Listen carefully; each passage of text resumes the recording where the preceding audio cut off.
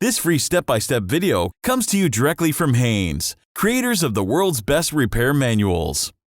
Fix your car or truck the right way with our accurate and reliable information at your side. You can complete more than 200 jobs on this vehicle when you purchase the complete online manual at Haynes.com. Taillight bulb replacement. Open the trunk and pry open the screw covers.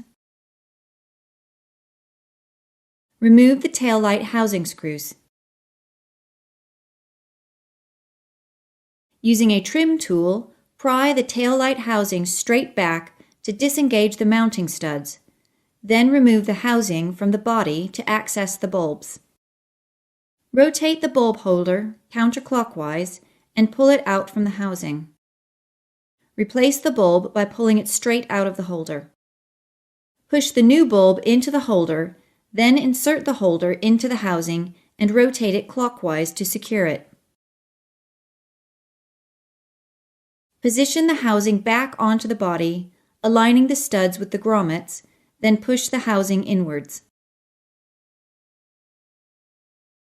Install the screws and tighten them securely, then close the screw covers.